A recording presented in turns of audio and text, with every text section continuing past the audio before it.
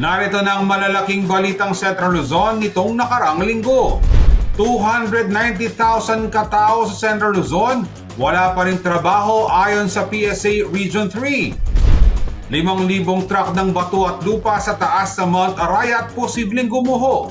Higit 2,000 pamilyang residente ng San Juan Banyo nanganganib. Ilog San Fernando sa Pampanga, isa ng Dead River. Inter-LGU collaboration, kailangan sa revival ng waterways ayon sa Senro. Problemadong wastewater management, sanhi ng pagpapasara sa Victory Uptown Market sa Tarlac City. Higit 1,000 vendors i-relocate sa Tarlac City Public Market. At programang pang-edukasyon at pangkalusugan, prioridad raw ng administrasyon sa siyudad San Fernando.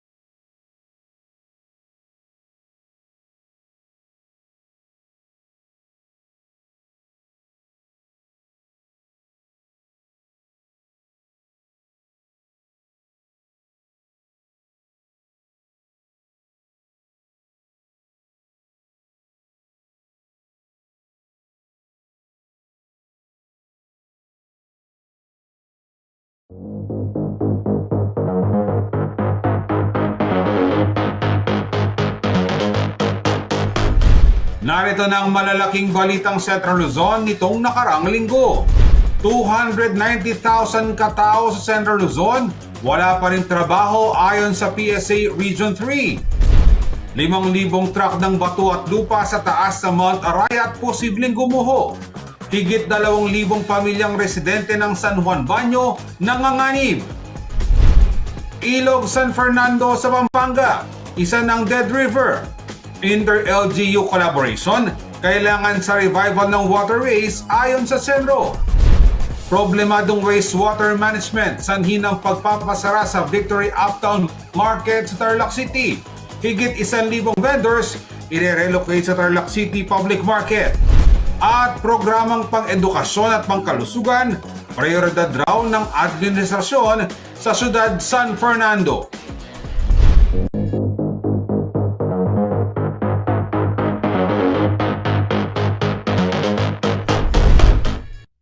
Magandang araw mga kababayan, ako po si Jody Dizon Mercado. Oras na para sa mga maiinit na balitang Central Luzon nitong nakaraang linggo.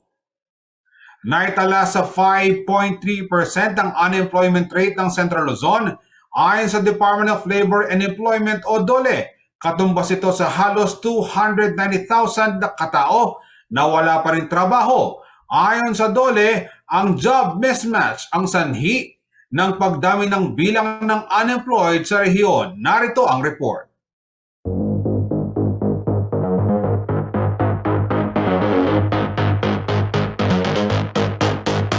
Mahigit 2 taon nang naghahanap ng trabaho ang 27 years old na si Jelly Mag-aso ng Barangay San Juan, San Simon, Pampanga. Maaga siyang nagbanat ng buto para sa kanyang pamilya, kung kaya't high school lamang ang kanyang natapos.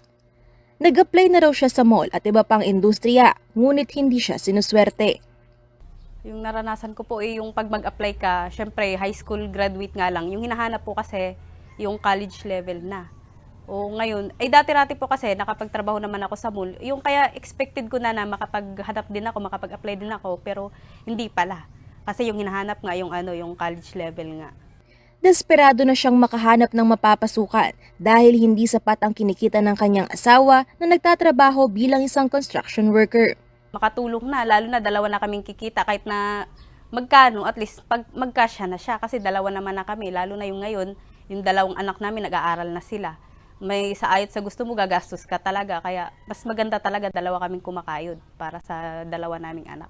Samantala, isa lang si Jelly sa mahigit 2.6 milyon na mga Pilipino na walang trabaho. Katumbas ito ng 5.3% unemployment rate na naitala ng Philippine Statistics Authority noong Agosto. Mas mataas ito kumpara sa 5.2% unemployment rate noong July na katumbas ng 2.5 na milyong Pinoy na walang trabaho. Sa Central Luzon, bagamat bumaba na sa 5% ang dating 5.2% unemployment rate, mataas pa rin umano itong maituturing dahil aabot sa 290,000 na katao ang walang trabaho. Batay pa sa datos ng PSA, pang-8 ang Central Luzon sa mga rehiyon na may pinakamataas na unemployment rate sa buong bansa. Ayon kay Department of Labor and Employment o DOLE Region Feed Director Geraldine Pandillo, isa sa mga dahilan ng hindi pagkakaakma ng mga available na trabaho sa mga taong nag-a-apply. Merong trabahong available, hindi nagmamatch yung skills. So, maaaring ang kailangan ng isang kumpanya ay factory worker, ang isa sa unemployed ay business management graduate. Ang kailangan lamang ng kumpanya is 18 years old and above na high school graduate siya ng isang 4-year course. So, mismatch yan. O kaya naman, ang kailangan ng kumpanya ay may skill. Halimbawa, welder, construction worker, masonry, yung iba't ibang klase ng mga skills na wala naman ang mga tao din na gusto maghanap ng trabaho. Kahit patuloy umano ang pagsasagawa ng mga job fair ng DOLE, ay kakaunti lamang ang mga nag-a-apply dahil hindi sila qualified sa mga hinahanap ng mga kumpanya. Isa sa mga solusyon na nakikita ng DOLE ay ang pagbibigay ng mga libreng training programs upang madagdagan ang skillset ng ating mga karehiyon at makapag-apply sa mga ninanais nilang pasukan na trabaho. Bigyan natin sila ng skill. So, i-reskill natin, bigyan natin ng skill, upskill natin kung kailangan, i-retool natin kung baga. So, meron tayo gagawing mga programa na kung saan magta-tie up ang Department of Labor and Employment and TESDA to provide yung mga necessary trainings para ma-develop yung skills ng mga tao, ng mga naghahanap ng trabaho para mag-match dun sa requirement ng industry. Samantala, handa naman daw sumailalim si Jelly sa mga training programs upang kahit papaano ay may mapasukan siyang trabaho at makahanap ng pagkakakitaan. Yun po, kung may training naman po, kung bibigyan naman po nila ako ng pagkakataon, aanuhin ko na po, a-applyan ko na, magtatrabaho po ako para po sa mga anak ko nga. Angelica Cara, CLTV News.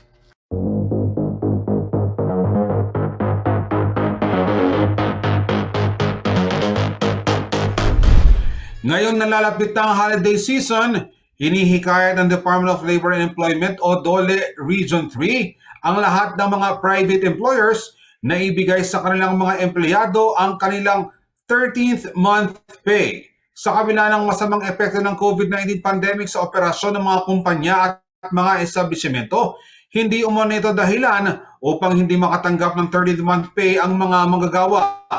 Ayon sa Presidential Decree 851, o ang 13th month pay law, karapatan ng mga empleyado, regular man o kontraktual, na nakapagtrabaho na ng mahigit isang buwan ang makatanggap ng 30th month pay. Ito ay isang benepisyo na katumbas ng buwanang batayang sahod o basic pay. Kinocompute ito ng prorata ayon sa bilang ng buwan na nilbihan ng empleyado sa kanyang employer sa loob ng isang taon. Ngunit paglilinaw ng DOLE na kapag may absences o di kaya kaltas sa sahod ang mga empleyado, ay kaltas din ito sa kanilang makukuhang 30th month pay. Hindi rin kasama sa computation ang maternity leave, sick leave, unused vacation leave, allowance, overtime, night differential at holiday pay. Ang benepisyo ay dapat bayaran ng employer ng hindi lalampas ng December 24 kada taon. Ang mga reklamo ng hindi pagsunod sa batas ng 30th month pay ay maaaring dalhin sa naaangkop na tanggapan ng DOLE at hahabulin naman ng kagawaran ang mga hindi tatalima sa 13th month pay law. Ang pagkwenta po ng 13-month pay ay kailangan na titingnan natin yung actual basic pay po na natanggap niya for the 12-month period ng isang taon at yun po ay i-divide natin by 12. Para naman sa ating mga empleyado, hindi ibig sabihin na 13-month pay, isang buwang sweldo ang makukuha mo. Kung meron kang mga absences na walang bayad, so kakaltasin po yun sa 13-month pay kasi mababawas yan dun sa actual basic pay na na-receive mo. So, sa mga wala namang pagliban o walang kulang na bayad sa basic pay para sa buong taon, usually 1 month pay na yan. At kung halimbawa there is non-compliance, syempre po, we are going to really go after you dahil ito po ay karapatan ng ating mga manggagawa na dapat nating ibigay sa kanila.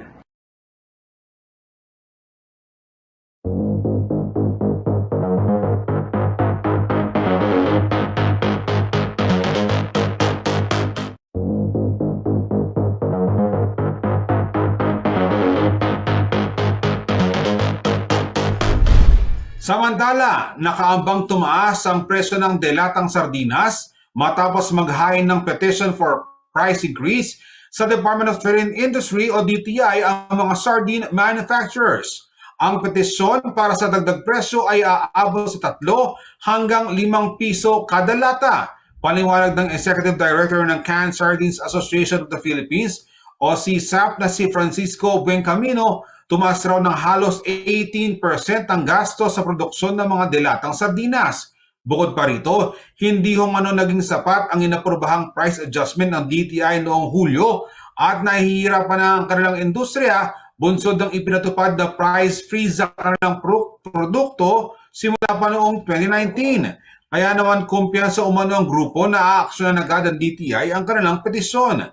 Samantala, nagbabagya na rin umano ang kakulangan sa supply ng delatang sardinas bunsod na nakaambang fishing ban. Ayon sa CSAP, kailangan raw nilang makahuli ng at least 72,000 metric tons ng tamban para maging sapat ang kanilang supply bago ang scheduled fishing ban simula December 1, 2022 hanggang February 28, 2023. Tiniyak naman ng grupo na gumagawa na ang mga ito ng paraan para maiwasan ang shortage at nakipag-ugnayan na rin umano sila sa Department of the Interior and Local Government para payagan ang mga commercial fishers sa mga isda sa loob ng 10.1 hanggang 15 kilometers ng municipal waters kung saan marami ang supply ng tamban.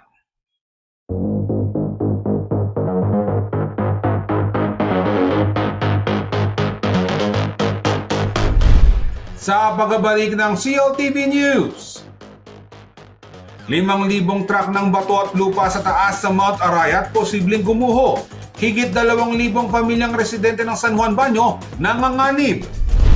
At Kapampangan OFW biktima ng identity theft.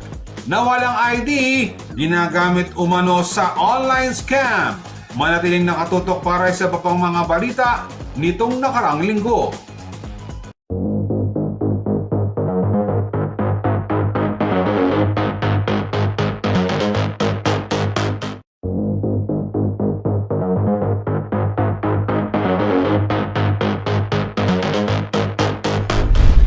Nagbabalik ang CLTV News at sa iba pang mga balita. Nagbabala ang DNR Mines and Geosciences Bureau o DNR-MGB sa mga residente ng San Juan Baño, Arayat, Pampanga sa posibleng pagguhong muli ng isang bahagi ng bundok Arayat na pag-alaman na nasa higit 66,000 cubic meters o katumbas ang halos 5,000 truck ng lupa at mga bato ang posibleng dumaustos pababa sakaling magkaroon ng malakas na bagyo at lindol. Ito ang balitang tinutukan ni General Lumbang Parungaw.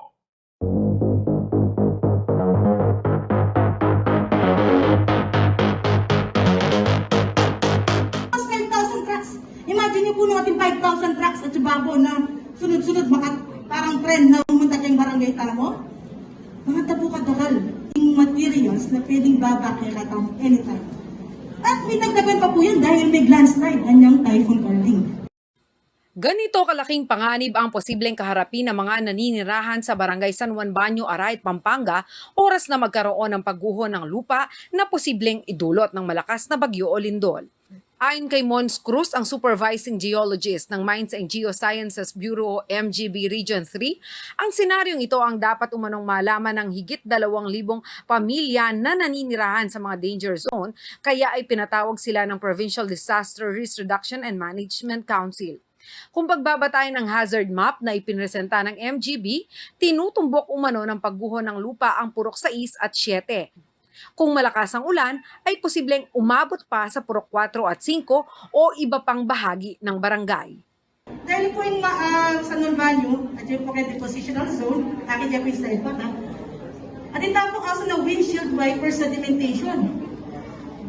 Pwedeng ganyan, next time ganyan, next time ganyan. Puno ka rin mababang portion. So, pwedeng palipat-lipat. So, etang pa mo ka kayo na, ay, Purok 6 and 7 namin yung may apertuan niyang kaya, kami may apertuan. Alin po, lagi tayong pong aware kasi anytime po pwede pumaris path na po ni kaya katamang debris flow. Sa tala ng MGB, 3 malalaking pagguho na ang nangyari sa bahaging ito ng Mount Arayat dahil sa dami ng tubig na nagpondo sa Sapang Mayegas. Sa pagbulwak nito ay sumama ang buhangin, mga puno at dambuhalang mga bato. Ito ay noong 2009 sa kasagsagan ng Bagyong Ondoy kung saan 12 katao ang natabunan at nasawi. May naitala ring pagguho noong 2013, gawa naman ng Bagyong Santi. Habang ang nakikita umanong tila sugat sa bundok ngayon ay gawa ng landslide nitong September 26 dahil naman sa Super Typhoon Karding. Tamati namin slide tagang bubble. Tapos ayaw ko yung Sapang Mayegas. Yan. Yan yung Sapang Mayegas. No, ko rin niya po tutugtog. No, ko rin niya po yung balayo. Paki-zoom out. Zoom out. Zoom out. No, ko rin niya po yung balayo. 6, 7, 1, 2, 3. No, ko rin niya po tutugtog yung Sapang Mayegas. Yan kaya natamang kong barangay. Mga kabale, nandito tayo ngayon sa Purok 7, San Juan Baño, Arayat, Pampanga. Ito ang tinumbok ng landslide noong 2009 kasagsagan ng Bagyong Ondoy. At makikita ninyo sa bahaging ito, yan ganyang kalalaking mga bato ang bumaba mula sa itaas ng bundok. At ito, no, kung titingnan natin sa aking kanan, ayan, makikita natin itong lupa, parang gasgas na lupa. Dito dumaloy ang tubig mula sa Sapang Mayagas na may kasamang putik at malalaking mga bato. At kapag pinag-uusapan natin mga kabala na malalaking bato, no, ito, ayan, yung mga nakikita ninyong yan. Kung ikukumpara natin ang laki ng mga yan, nasa isang tricycle. Ang laki. Kaya naman maraming mga bahay talaga nung panahon na yun ang nawasak. Kaya naman itong ganito kalalaking mga bato ay marami pa raw sa itaas. Ayon sa Bureau of Mines and Geosciences, ito ay nagbabadyang bumaba sa lugar na ito kung sakaling magkaroon ng landslide dala ng higit na malakas na bagyo na tatama sa Central Luzon o kaya ay dito mismo sa Pampanga. Nitong linggo, October 9, personal umanong pinuntahan ni Kapitan Froilan Soriano ang landslide area na kung titingnan sa malayuan, tila isang guhit na kulay brown sa bundok. Sa mga larawan na kanyang ibinahagi sa CLTV News, malinaw na makikita ang sitwasyon sa mismong lugar. Nakahambalang na ang malalaking bato at puno ng posibleng tangayin ng tubig kung malakas ang ulan o kaya ay gumulong kung magkakaroon ng malakas na lindol. Wala pong illegal logging dito. Meron po mga nagkakaingin na nagtatanim ng mga gulay ting panahon po ng tag-ulan. Kaya lang po talagang yung bundok Arayat na yon ay meron na po siyang gasgas o kung tawagin sa Kapampangan ay atine po lamat. Dagdag pa ni Kapitan Soriano na isa rin sa mga residente sa danger zone, napakahirap para sa kanila ang permanenteng lumikas lalo na't nasa bundok ang kabuhayan ng marami sa kanyang mga kababaryo. Opo, sa totoo lang po, ma'am, talagang pahirapan po yung pagkumbinsi sa pagre-relocate. Unang-una, dito na po kami sinilang, dito na po kami lumaki, nagkapamilya, at yung puso po namin at buhay nandito. Siguro ang pangunahing ano lang po nila, yung kabuhayan. Kung may kabuhayan naman po doon sa paglilipatan, siguro medyo madali na po yung pagkukumbinsi. Ibinahagi naman ni Angelina Blanco, PDRRM officer, na nagbuo ng task force ang provincial government na siyang tututok sa problemang ito sa danger zone. Nakapalooban niya sa kanilang pagpaplano ang preemptive evacuation, engineering intervention at kung hindi mawala ang banta ay relocation. Ang si Governor naman, of course, ang ano natin always yung safety ng mga Kapampangan, no? Kaya ginawa natin yung task force. Kahapon nag-meeting yung task force, nagkanya-kanya na kaming tasking. Merong sa engineering intervention, meron sa community awareness, meron sa evacuation, at meron sa permanent settlement. Siniguro naman ni Governor Dennis Pineda ng pangmatagalan at permanenteng solusyon ang hinahanap ng pamahalaang panlalawigan, kaya humingi na rin siya ng tulong sa national government. Darating ho sila by next week to inspect. Papanik ho sila yung working team na mag-a-assess at gagawa ng design for engineering intervention. So next week ang schedule nila. Marami yan, composed of different agencies, national agencies, to do this different approach. So pati engineering intervention kailangan, hindi lang po itong sa preemptive evacuation camp. Ano lang po yan, para sa mga tao lang po to. Pero yung sa infra, kailangan po natin tignan, i-assess. Nakiusap naman si Arayat Mayor Madet Alejandrino sa mga residente na makipagtulungan sa pamahalaan kapag sila ay binibigyan ng babala at hinikayat na lumikas upang maiwasan na mayroon muling masawi dahil sa landslide. Huwag na nating hintayin pa, gaya nung nakarang kardig, talagang pinakukuha ko sila sa mga pulis eh. Hindi pa ako nagpadala ng pulis, sana wag na po nating makipagkaisa po tayo sa mga nanunungkulan. Dahil buhay po ninyo nililigtas namin, ang tao, isa lang ang buhay, hindi na po natin may babalik yan pagka yan talagang naging po tayo, pabaya tayo. Jana Lumbang Parungaw, CLTV News.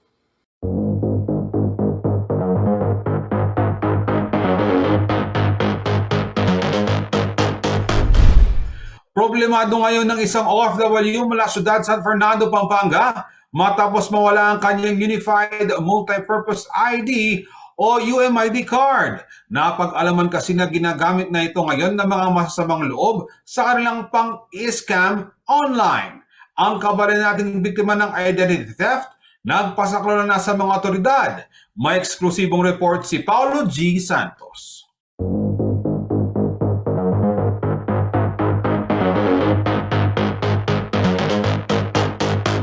Hindi raw sukat akalain ni Raven, hindi niya tunay na pangalan, na darating ang araw may susugod sa kanilang bahay para singilin ang kanyang kapatid. Bali may pumunta kasi sa aming bahay at tinatanong nga yung ate ko kung nasaan siya dahil umano nakapag-down payment sila ng 30,000 sa bangko niya, di umano, at ang ipinangako sanang furniture ng ate ko ay hindi daw na-deliver. So magmula nung nagkaroon kami ng experience na may nagreklamo sa bahay namin, nagtaka kami bakit. Isang doktor at ngayon nagtatrabaho sa ibayong dagat ang kanyang kapatid na si Cherry Ann Canlas at hindi nagbebenta ng furniture. Nalaman namin na may nagpapanggap na tao gamit ang identity ng ate ko na nasa abroad at isang OFW. Sinasabi nila na siya ay isang furniture shop owner, may-ari ng furniture at nagbebenta ng mga sofa at furniture sa murang halaga. At bago nila i-deliver ang furniture ay humingi muna sila ng down payment sa isang bank account. So, nung nalaman namin to, nabigla talaga kami. Kasi unang-una, ang ate ko ay isang OFW, nasa abroad. Pangalawa, hindi kami or hindi siya may-ari ng isang furniture shop. At makikita naman din dito sa aming address na walang ginagawang mga furniture or muebles. Napag-alaman daw ng kanilang pamilya na ginagamit ang identity ng kanyang kapatid matapos mawala noon ang kanyang Unified Multipurpose ID o UMID card. Ang estilo ng scammer, gumawa ng social media account gamit ang pangalang Cherry Ann Canlas at mag-alok ng murang muebles sa mga netizen. Ginagamit din ng scammer ang FB page ng mga lehitimong traders ng furniture. Yung ID na ginagamit ng scammer ay sa ate ko nga. Pero ito ay lumang SSS ID at 1 year na since nawala ang ID na ito. So, nagkaroon na siya ng bagong SSS ID na in-issue ng nasabing agency. So, hindi na valid itong luma niyang ID, supposedly. May mga bank account number din daw na ibinibigay ang scammer sa kanyang mga biktima gamit ang pangalan ni Canlas. Sa pag-usisa ni na Raven sa mismong bangko, napag-alaman na hindi naman nakapangalan sa kanyang kapatid ang mga account number na ginagamit ng scammer. Ang scammer ay gumawa ng BPI account pero hindi niya nagamit ang pangalan ng ate ko doon sa BPI account na iyon. Pero kapag sinesend niya sa mga victims, di umano, ito ang pangalan or account name, which is yung pangalan ng ate ko. Bukod sa UMID ID, inedit na rin ng scammer ang kunwaring pasaporte ni Cherry Ann Canlas at ngayoy gamit na niya sa panloloko. Sa aming panayam sa biktima ng identity theft, nilinaw ni Cherry Ann Canlas na wala siyang kinalaman sa paggamit ng kanyang pangalan sa mga illegal na transaksyon. Ako po ay biktima ng identity theft at isang OFW na gumagawa ng marangal na trabaho sa abroad. Nagamit lang po ang aking identity at ginagamit ito ng scammer para manloko ng mga tao gamit ang luma kong SSS ID na nawala noong October 4, 2021. Gamit ang aking pangalan, nakagawa na po siya ng mga pekeng Facebook account, social media pages, bank account, GCash, at pati pekeng passport. Nakapag-report na po ako sa Anti-Cybercrime Division ng Philippine National Police at nagpadala ng mga documents para patunayan na hindi ako ang scammer. Sana po ay mahuli na ang totoong scammer dahil ang mga inosenteng tulad ko ay nadadamay ng walang kalaban-laban.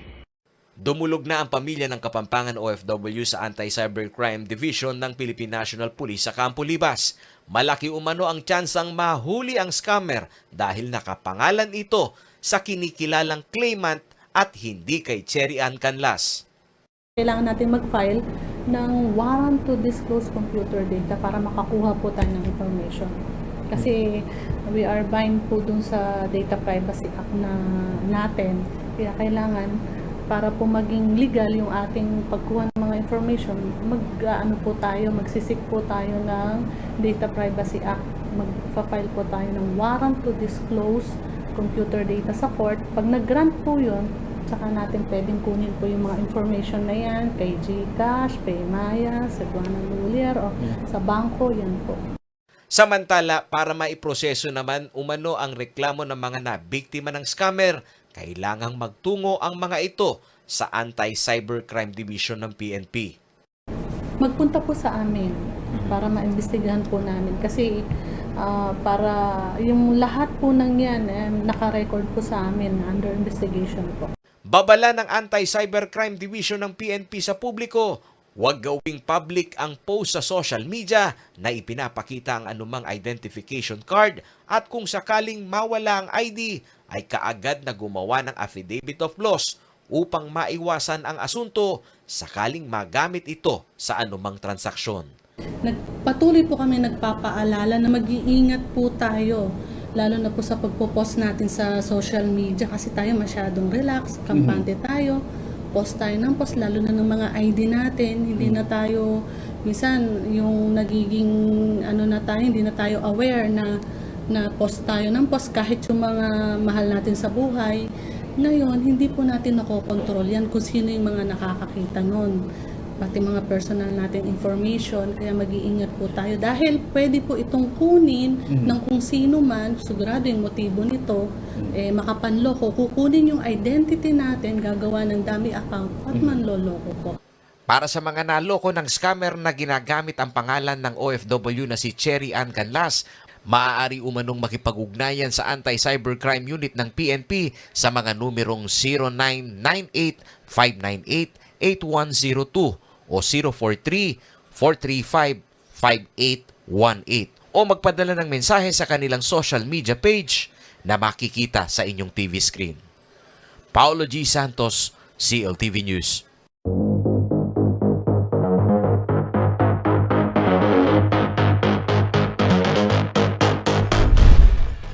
Sa pagbabalik ng CLTV News, Ilog San Fernando sa Pampanga, isa ng dead river. Inter-LGU collaboration kailangan sa revival ng waterways ayon sa Senro.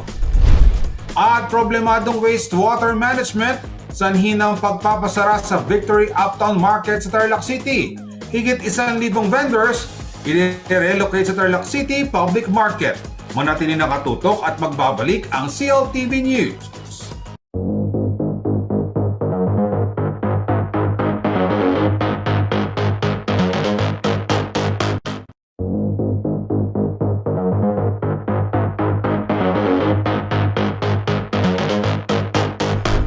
Wala ng isda ang pwedeng mabuhay sa San Fernando River. Ito ang assessment ng City Environment and Natural Resources o Senro ng Siyudad San Fernando. Makaraang isulong ni Mayor Vilma Caluwag ang revival ng ilog. Sa pagbisita ng CLTV News sa nililinis na ilog, ating nasaksihan na hindi lamang ang mga tinanggal na basura ang pumapatay sa San Fernando River, kundi pati ang wastewater ng mga kabahayan na dito rin tumidiretso.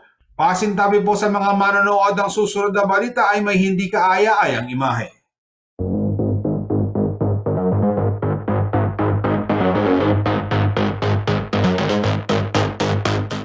Kulay itim na tubig, umaalingasaw na mabantot na amoy. Mga basura gaya ng nabubulok na sopa at ang nakakadiring pusali o waterways mula sa mga bahay sa paligid. Ito ang kaawa-awang estado ngayon ng San Fernando River dito sa siyudad ng San Fernando, Pampanga.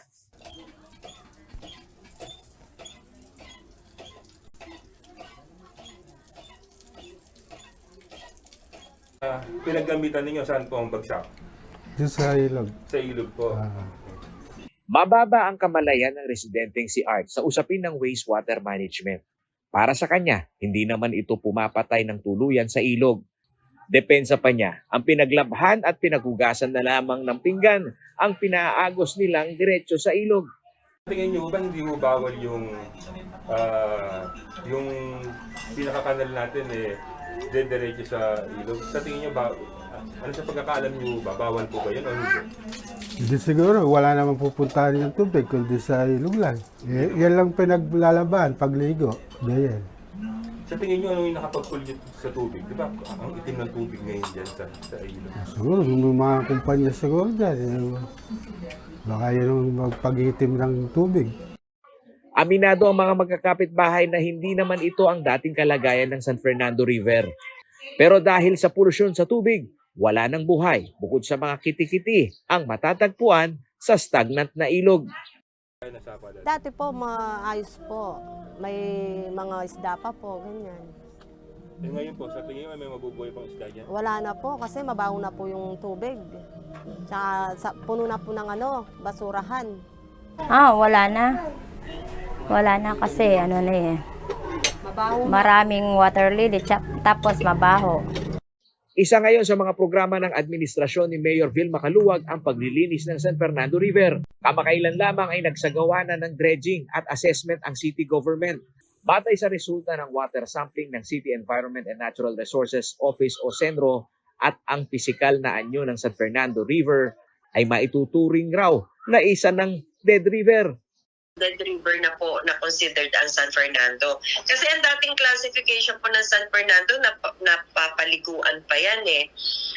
Class B, pwedeng ang paliguan, pwedeng pangisdaan. Major contributor umano sa pagkamatay ng ilog ang wastewater na galing sa mga kabahayan sa komunidad, habang 20% naman ay galing sa mga commercial establishment. Actually, yung mga, lalo na yung mga nakatira sa creek, mga informal settlers ang mostly them, no? Merong mga ilan na hindi siya informal settlers, dati na yan, kaya lang nag-e-extend sila. Meron kami mga nakita upon assessment, upon survey, na nakadirekta. Pero yun ay, naayos na namin kasi during the evaluation ng mga household, alam namin kung sino ang walang septic tank. Kasi actually yan nga ang problema, yung mga septic tank, tapos drainage, yun. 150 metric tons na basura ang inisyal na nakuha ng City Engineering Office sa paglilinis pa lamang ng downtown portion ng San Fernando River. Ayon kay Doble, bahagi ng engineering intervention ang paglalagay ng bakod sa ilog, partikular na yung mga nasa malapit sa komunidad. Even Mayor Vilma is suggesting that yung lalagyan ng parang fence tapos parang bubong na ganon na para mesh wire, mesh wire para hindi natapunan. Kaya lang, ang pinaka-the best pa talaga niyan, it's not infra, it's IEC, educating the people. Kasi kahit na anong infrastructure intervention mo, sample na lang, di ba? Pina-reprap na yung sa San Fernando. Pero may nakita pa kami, may lumusot pa na tube, na pipe. May pa na nakadugtong ang downfall ay sa San Fernando River. Hiling ng Senro San Fernando magkaroon ng kolaborasyon ang LGU sa Pampanga na konektado sa San Fernando River. Hindi umano kasi issue ng territorial jurisdiction ang revival ng patay na ilog, lalo na't ang tubig ay dumadaloy. Kasi alang territorial jurisdiction ng water eh. Magfo-flow yan at magfo-flow, no? Unlike yung sa land, we can identify sa mga boundaries niya. So sabi ko, pag-usapan natin doon sa we have the time na brainstorm anong gagawin natin para magkatulungan tayo. Sa pakikipag-ugnayan ng CLTV News sa bagong talagang Provincial Environment and Natural Resources Office o PENRO Chief na si Roger Encarnacion, sinabi nitong hindi epektibo ang per-municipal cluster effort at kailangan nga ng master plan sa pag-revive ng waterways. Dapat huwag natin pag-usapan ang administrative jurisdiction kasi ang basura, ang tubig, hindi niya nang pinipili kung kanino jurisdiction yan, sir. So, ang inaano ko, yung by river system, from top down, kung sino man yung daanan niya, sir, dapat daanan lahat yun. Yun ang susundan natin. Hindi porket sinabi na, ito mabalakat lang yung amin. How do you know yung mabalakat pag nalinis mo, malilinis na rin lahat yun. How about yung nasa upper level, papunta pa rin sa yung basura. So nilinis mo yung iyo, hindi naman naglinis yung nasa taas mo, ganun din babagsak din sa'yo ulit, sir, di ba? Yeah. So dapat magkaisa lahat ng mga dadaanan ng isang river system. Iginarantiya ng PENRO na magkakaroon umano ng convention at irerekomenda sa DNR Region 3 ang kaisahan ng mga LGU sa rehabilitasyon ng ilog upang hindi lamang ang syudad ng San Fernando ang maglinis ng waterways. Sir, sige, ano ko na ito, magpagawa na ako ng sulat inviting all members, city and roads concerned dito na nasasakupan nitong and then we will have magkaroon muna kami ng meeting, magbabalangkas kami ng mga gawain para may present po sila sa sangkutyan ng kanilang mga bayan. Paolo G. Santos, CLTV News.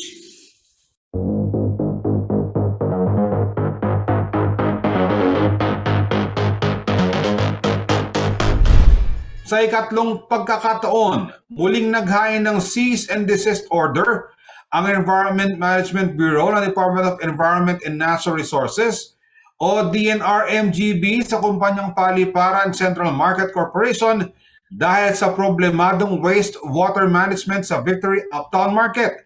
Ang nasabing kumpanya ang namamahala ngayon sa dating Tarlac City Old Public Market na ngayon na isa pribado na. Dahil sa nangyaring pagpapasara sa palengke, nasa 1,000 stall owners at vendors nga i-relocate ng city government sa bagong public market. Narito ang exclusive report.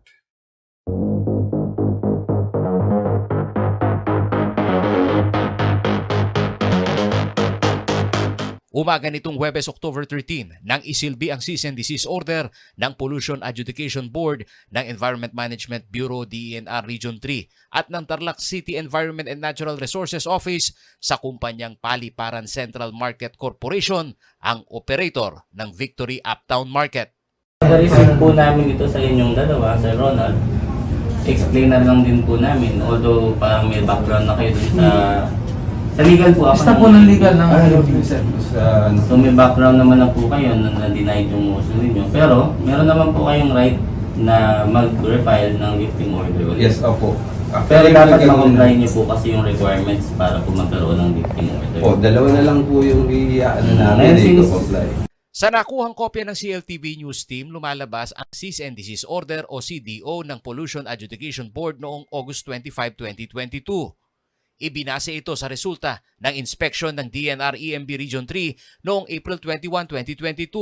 Kaugnay naman ng pinasarahang linya ng wastewater canal na muling binuksan at ito'y umaagos patungo sa river system ng lungsod. Yun pong wastewater, maraming tubig na inilalabas po kasi nito, hindi po pumapasa doon po sa parameter natin. Meron po kasi tayong pamantayan kung ano yung tubig na po pwede pong ilabas papunta po sa mga creek o ilog. Kagaya po ng kanal, meron po tayong pamantayan dyan na kung sakali po na lumabag tayo ng medyo malaki po, magkakaroon po kasi yan ng harm, magkakaroon ng panganib sa tao, sa kalikasan o sa mga hayop. So yun po yung ipine-prevent natin. Sa 5 requirements ng Pollution Adjudication Board o PAB para sa apela na temporary lifting order ng CDO, bigo ang Paliparan Central Market Corporation na magpakita ng konkretong plano sa pagtatalaga ng wastewater facility system at pagbayad ng surety bond na nagkakahalaga ng higit 600,000 piso. Depensa ng kumpanyang Pilotrex Engineering Services, nakapag-install naman sila ng modular sewage treatment system at ipinakita pa nga sa CLTV News Team ang aktwal na nagagawa ng kanilang pasilidad. Di pa na-trip. Opo, ito po yung initial, yung dun sa blue na yon. Ibig sabihin galing po dito sa kanal. Pagka ilang minuto lang po siya, tapos ganito na siya. Tapos po ito may konting filtration. Tapos dadaan pa po sa 3 reactor. Pag nag-settle po siya, yun, ganito po yung magiging reaction niya. Magse-settle po siya. Bababa. Bababa siya. So, ang laki na po ng pollution load na natanggal ko.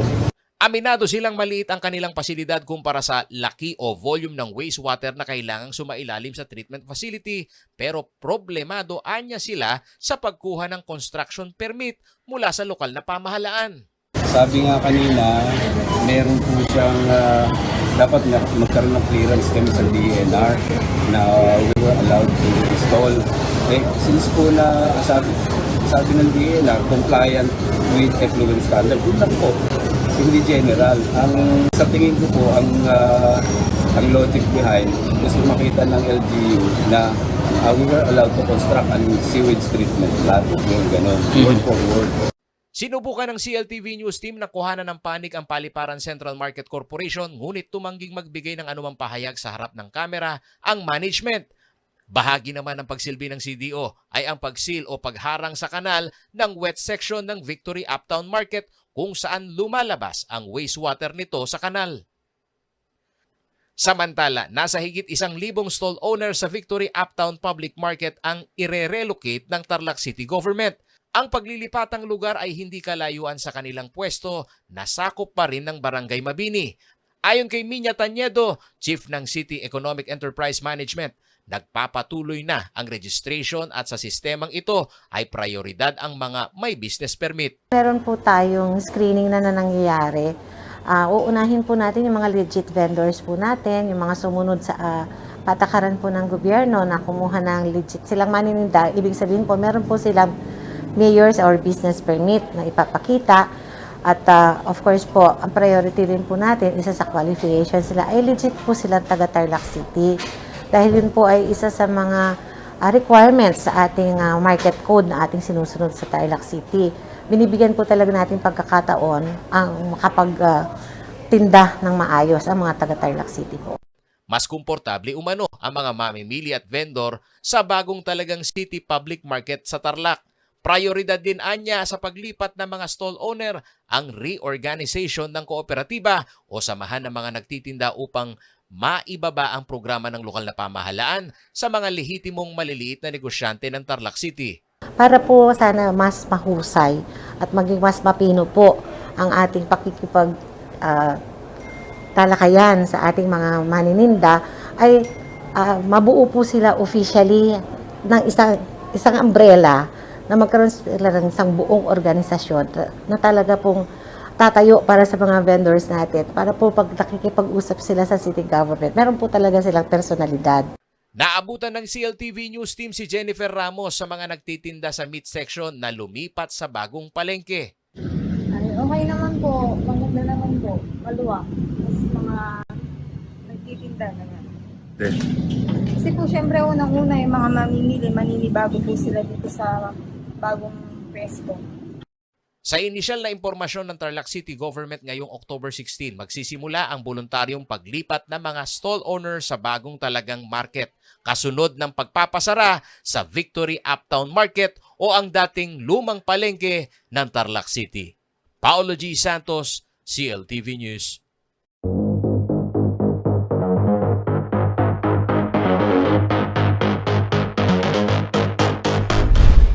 Sa pagbabalik ng CLTV News, Outpatient Department ng Pandi District Hospital sa Bulacan bukas sa publiko. Mapaaralan sa Arayat, pasado na raw para sa pagpapatupad ng face-to-face classes. At programang pang-edukasyon at pangkalusugan, prioridad raw ng administrasyon sa Siyudad San Fernando. Manatiling ng at-utok at magbabalik ang CLTV News.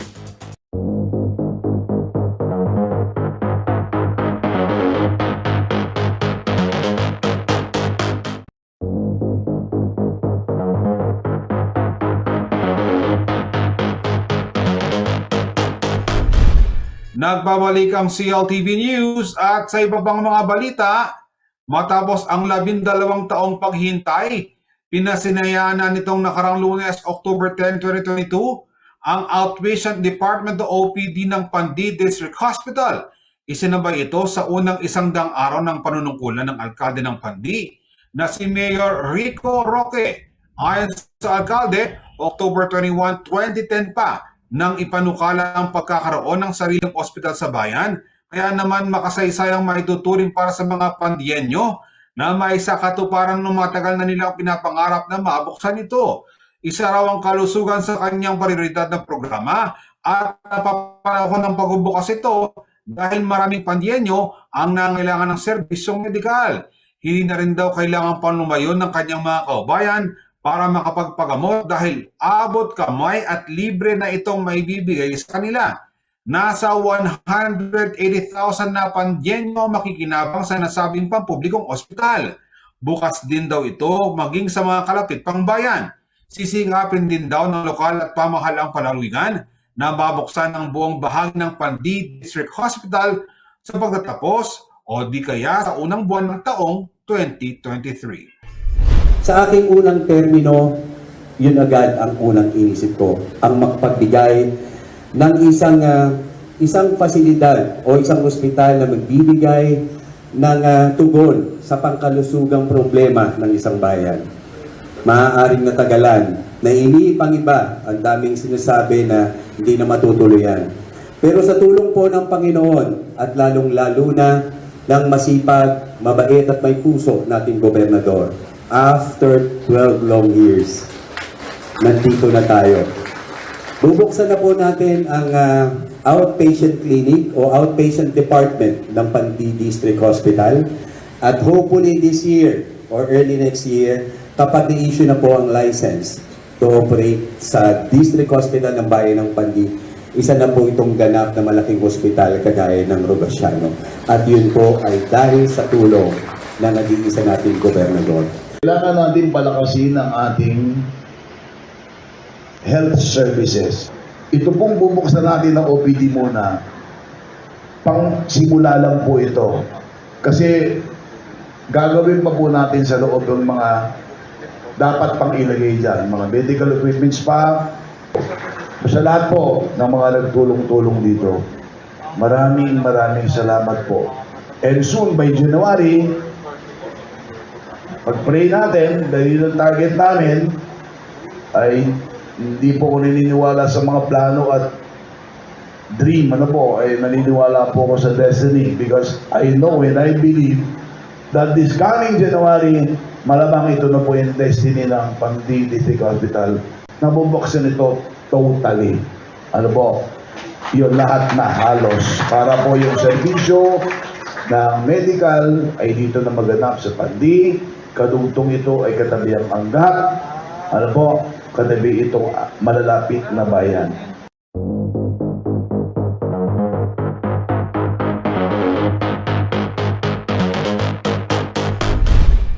Nakatakda na ngayong November 2 ang full face-to-face classes sa lahat ng mga paaralan sa bansa. Ayon na rin sa kautusan ng Department of Education. Ibig sabihin, tatanggalin na ang blended learning na kinapapalooban ng modular at online teaching. Sa bayan ng Arayat, Pampanga, nakapagsagawa ng assessment ang municipal office sa lahat ng higit 30 elementarya at 16 na high school na pribado at pampubliko. Lahat umano ay pasado sa tinakdang mga batayan sa ebaluasyon. Nasa 95% naman umano sa mga estudyanteng fully vaccinated at nabigyan ng booster shots. Maliban sa mga health assessment tools na naipasa ng mga paaralan sa Arayat, ipinag-utos din umano ng Municipal Health Office sa sumunod sa itinakdang bilang bawat classroom upang mapanatili ang social distancing. So far, lahat na po ng eskwela from elementary to high school, na-inspect na po namin ng readiness po nila sa face-to-face classes. Yes. Actually po, fully vaccinated na po. Naka-second dose na po sila lahat. Napapractice po nila yung mga ginagawa natin mga health protocols tulad ng social distancing. Pag-enter po, dapat po yung mga bata hinahatid lamang ng mga magulang. Tapos pagpasok po, may mga health declaration po sila. Tapos nagte-thermal scanner. In-specify namin na in classroom po, ang allotted lang po ay 20 students per classroom. So, pag sumobra po doon, magiging 2 ang classroom o kaya po may shifting sila.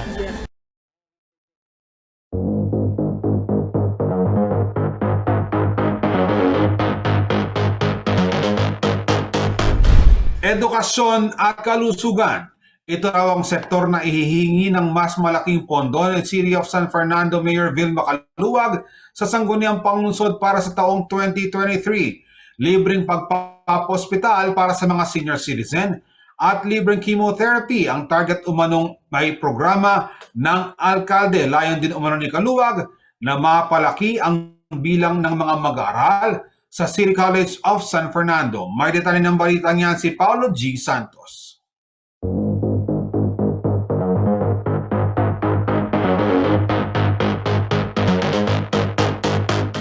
Matapos ang kanyang ika-100 araw na panunungkulan, binigyan din ni City of San Fernando Mayor Vilma Caluag na tuloy-tuloy ang kanyang mga programa sa human capital investment ng lungsod. Kabilang umano sana sa mga nais niyang paglaanan ng mas malaking pondo sa taong 2023 kung pahihintulutan ng sangguniang panlunsod ay ang mga sektor ng edukasyon at kalusugan. Nasa raw ng kanyang administrasyon ang mas malaking bilang ng mga mag-aaral sa City College of San Fernando. Yung school natin kasi mag-expand tayo kasi we're targeting at least 3,000 towards next school year, no? Kasi ngayon nakita niyo naman significantly talagang nagtaas yung census. Aminado si Caluag na maliit ang naabutan nitong budget para sa edukasyon at base raw sa suwestyon ng kanyang mga technical working group, hindi kailangang mapag-iwanan ang mga guro sa kawalan ng akses sa teknolohiya. Kaya hiling niya sa sanggunian ay ang dagdag na pondo para sa pamamahagi ng laptop sa mga public school teachers. Makakapag-initial distribution na tayo ng mga laptops this month. Kumbaga kasi yung pondo natin for this year, yun muna yung pinagkasya natin dun sa 400 plus na mabibigyan. So next year, sisiguraduhin natin mabigyan na sila lahat. Pagdataya ni Councilor Brenz Gonzales, chairperson ng Committee on Education, hindi bababa sa 200 milyong piso ang budget ng syudad para sa education nitong nakalipas na taon. Yung special education po, estimated 200 to 250 million. Pero as of now, yung natitira na lang is nasa 20 million dahil yun na lang ang naiwan ng past administration. Kaya nasabi ko na initial lang muna yung mabibigay nating mga laptops. Suportado din umano ni Councilor Gonzales ang hakbang ng Administrasyong Kaluwag sa pagpapabuti naman ng healthcare system ng mga Fernandino. Unang-una gusto kong pugayan yung ating minamahal na mayor na si Vilma Kaluwag. Siyempre yung number one na talagang gusto ko i-acknowledge is yung hemodialysis center. Ito po yung pinangako ng ating mayora nung panahon pa ng kampanya. And natutuwa ako dahil nakikita na natin na nagiging realidad na yung mga pinapangako niya. At kami naman sa Sanggunian, basta makakatulong sa mga Fernandinos, susuportahan namin. Siyempre, bilang legislative body, pag-aaralan namin ng mga mabuti, yung mga nire-request sa amin. Pero basta sa ikabubuti ng kinabukasan ng mga Fernandinos. Hindi pa umano na isa sa pinal ng Sangguniang Panlunsod ang budget deliberation para sa Executive Department. Ayon kay Vice Mayor BJ Lagman, ngayong buwan ng Oktubre ang budget call at inaasahan nilang hihiling ng mas malaking pondo para sa social service at health infrastructure ang Administrasyong Kaluwag. I think they're already polishing the 2023 proposed budget to be submitted to the Sanggunian. So within the month, we're expecting that we will be receiving. So wala pa. Kanya-kanyang departamento pa lang. Pero as mentioned, yan ang mga may malalaking funding, no? Yung ang health, ang social service, at ang ating infra. Ayon kay Lagman, nasa 2.2 billion pesos ang budget ng syudad sa San Fernando para sa taong 2023. Bahagyang maliit sa 2.4 billion pesos na budget ngayong 2022. Samantala, tiniyak naman ni Mayor Vilma Kaluwag na higit na mararamdaman ng mga Fernandino ang rollout ng universal healthcare. It's just that kasi ngayong taon na to, syempre, pagtsatsagaan natin yung pondong nadatnan natin. So, syempre, yun ang pagkakasyahin natin. So, yun talagang natin, yung for next year. Yung mga hospitalization natin, free hospitalization natin sa mga senior citizen, at saka yung free chemotherapy sa mga cancer patient natin. Paolo G. Santos, CLTV News.